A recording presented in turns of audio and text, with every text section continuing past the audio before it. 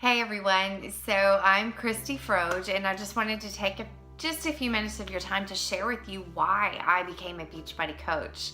So I've been a coach since November of 2014, but why I became a coach, we have to back up just a little bit.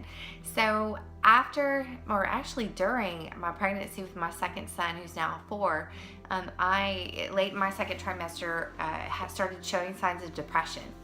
And then that turned into full postpartum depression for an entire year. And the focus of that depression for me was this all-consuming bondage and thoughts having to do with my body and my self-image and my weight. And shoot, y'all, I compared myself to probably so many women. Like, I probably checked out more women than most men during this season, and I hated it. I hate how self-absorbed I felt. I hate how much time I spent thinking about my body. I knew in my head, logically, that my body was a gift. I knew in my head that my body was something that I should celebrate because it had done amazing things. It had birthed 3 kids. It carries me, and it carried life. And I should celebrate the gift that God had given me. And yet I spoke so harshly to myself, the things that I said. Oh my gosh. So I prayed and prayed and prayed that God would, 1, give me freedom from this depression, and that 2, it would be for something, that there would be a purpose behind it, that it would not be wasted. And slowly I started to see the depression lift, and I started to started reconciling in my head, like that, and my heart, that my body was a gift to be taken care of. See, what I didn't want to go all the way on this end of the pendulum and be apathetic and say, well, I don't care about what I think, about what I look like, or what I weigh. It shouldn't matter. Because that wasn't glorifying to God, to just not care about what He had entrusted me with. And then over here on this end of the pendulum where I was this person who was completely self-absorbed and obsessed with how she looked and what people thought of her. And I wanted to be somewhere in a healthy middle where I was taking care of my body, and that I was happy with who I was and who God made me to be, even what I like to call in the in-between, while I was in this process of ending up in whatever size and shape that I was supposed to be, that in the in-between, that I had inherent value and worth, and that my body was a gift, and that it deserved to be stewarded well, for not only my good and my health, but for God's glory. So as this change started to occur, my heart was just in the right spot when someone invited me to join a Beachbody Challenge group. And in that group, I don't know exactly what I expected to begin with. I was looking for a way that I could take care of my body. But when I got in the group, I was blown away, because in that group, we didn't focus on the scale. We didn't focus on being a certain size.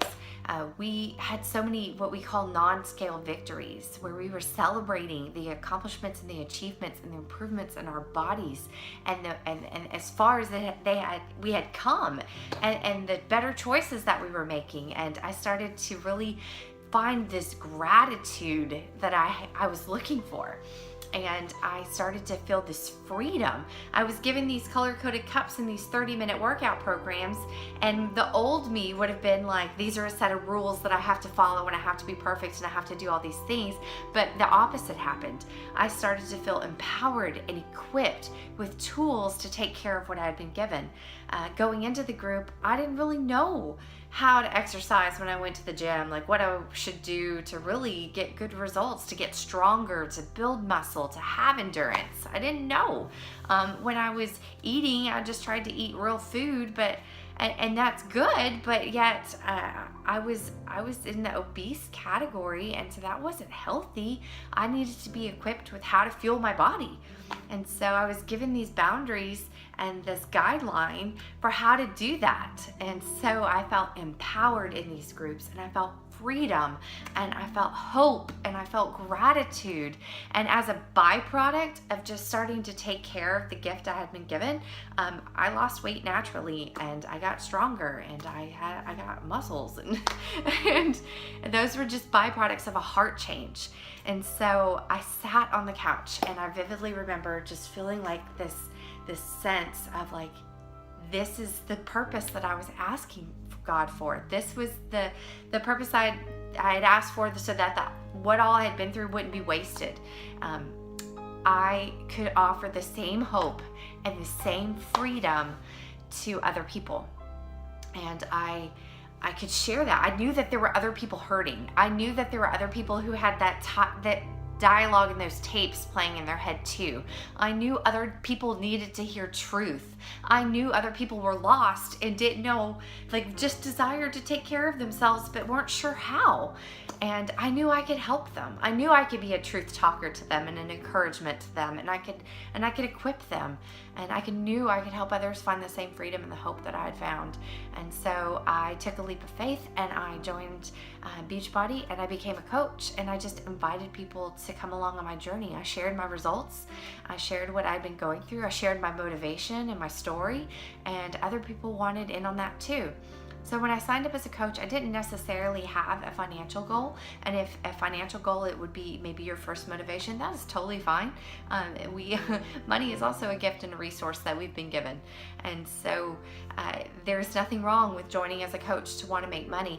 In that moment though, it wasn't so much motivated by finances, but over time, as I've seen the potential and the income and the possibility and my own results with this business, I've started to seek and pray and ask God, what do you want me to do as a CEO of my own business? And how can I glorify you with this? And what can I do with these resources? And what would I do if I expanded my income in such a way that I could create financial freedom for my family, for others, and that I would be free to give more? And so now a year into it, I have clear financial goals and places I want to go with my business.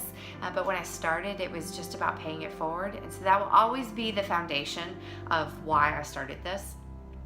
My mission and why I do this is to inspire others to see the good gifts that they've been given, and fueled by that gratitude, be motivated to steward those gifts well in a way that is for their good and ultimately for God's glory. And whether that be through my finances or the people I've been entrusted with, or with helping people with their health and fitness goals, or to love their bodies, those are the people I've been entrusted with. And so that is why I became a coach. Because every moment we've been given is an opportunity. We have to ask ourselves, well, what are we going to do with that opportunity?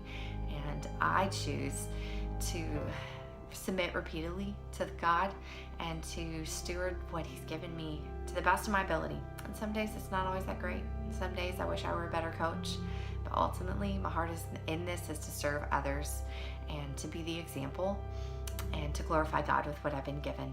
And so I hope that helps you get to know me a little bit better, and kind of what my mission is, and what I try to attract, and this environment I tried to foster within our team of service and stewardship. So thank you so much for taking the time to listen to my story, and I will talk to you later.